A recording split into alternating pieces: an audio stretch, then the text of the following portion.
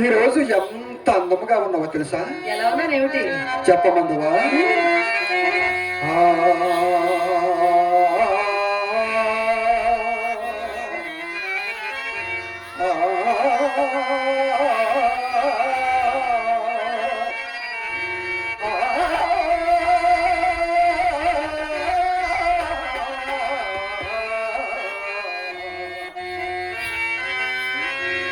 రజనీ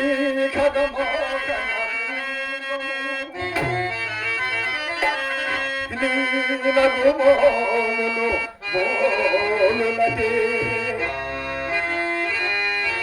పొలంలో నవకమలదలు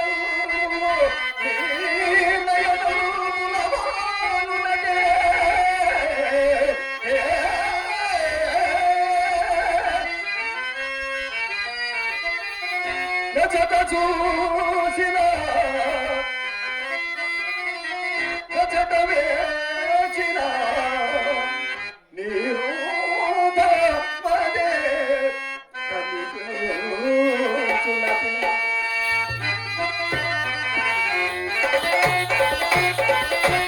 తలనిండ పూదండ దాచిన నాటి పొలకలమున తోడ తిరిగిపోతే తలనిండ పూదండ దాచిన నాటి పొలకలమున తోడ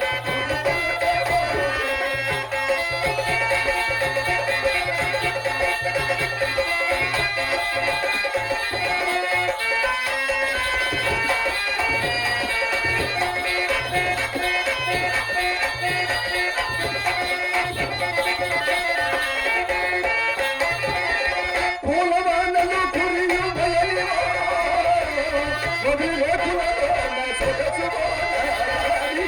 పూలవానలు కురియు బయలువా వదిలేకులలో నా సొగసు వాడాలి.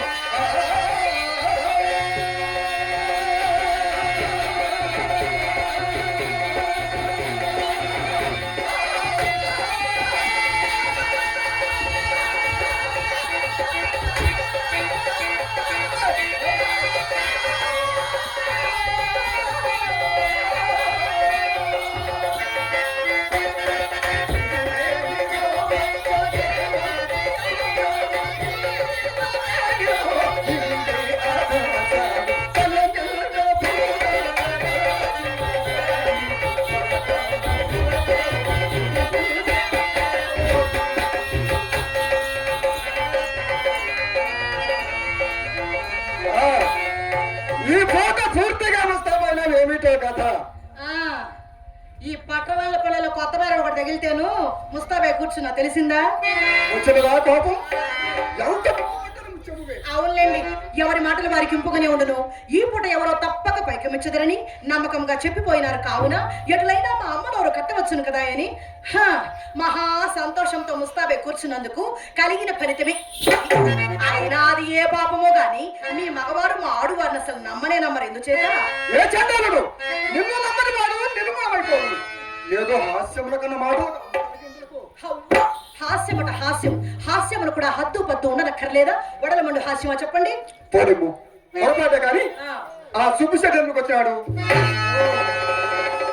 మనసులో ఏదో పెట్టుకుని ఎంత దూరం వచ్చాడు. అయినా ఆ సంగతి మీకెవరు చెప్పారండి? నేను చూసినాను. వీధికి మూడు వచ్చాచో మీ అమ్మ కంట పడవలసి వచ్చినని పెరటు కడుతూ వచ్చి సరికత్తు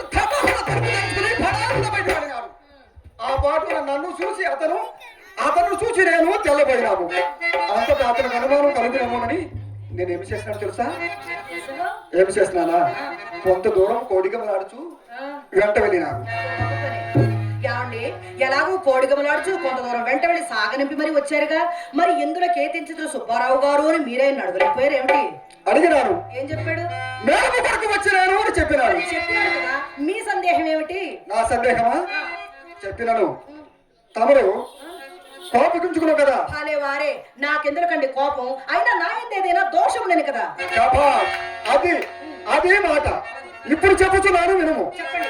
మేడము కొరకు వచ్చిన వాడు విచ్చలవిడిగా వీలుగా ఉండబోగా మరి అట్లయినా ఆ సంగతి కూడా ఆయన్నే నిలబెట్టి మరి మీరే అడగకపోయారా? అడిగేవాడిని. అంతలో ఒక బాల్యమిత్రుడు అడగబడి పరమాగారంలో కుసురు ప్రశ్న అడగటం వలన అడుగుటం అవకాశం లేకపోయింది. సరే, నేనే చెప్పేదను గాని సావధాన చిత్తులో ఆలకించాలి మరి, సరేనా? మా ఇంటికి మేళంలోకి వచ్చిన వారికి అది ఎవరికైనా సరే మర్యాద చేయటం అన్నది మా ధర్మం కదా. ధర్మమే కదా. అందుకే మా అమ్మ అతన్ని మేడ మీదకి వెంట పెట్టుకుని వచ్చి కుర్చీ వేసి కూర్చుండబెట్టి తాంబూలం ఇయ్యగా ఆ సుబ్బారావు ఏం చేశాడో తెలుసా? ఏం చేశాడు? వచ్చిన పని కాస్త విడిచిపెట్టి నాతో అధిక ప్రసంగాలు మొదలు పెట్టాడండి. అవును, ఈ విధంగానే నాకు చిరాకొచ్చి చవట మెడతీకి పోయి తిని ఇంతలో నా మనసు కనిపెట్టిన మా అమ్మ మాత్రం పెరటి చూపుడు కనుక కారణం చేత మన తోటలోనికి తీసుకుని వెళ్ళి ఆదాన్నంటే సాగనంపినది. మీరు నమ్ముడు నమ్మక పొండు నడిచిన యథార్థం మాత్రం ఇదే సుమా.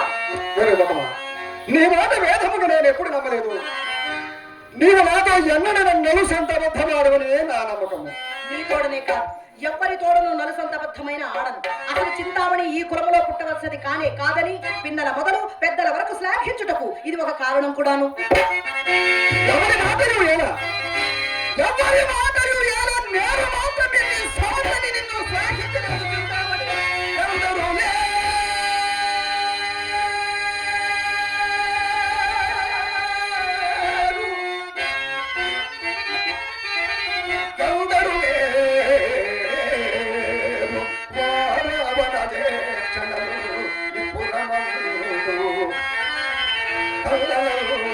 Mama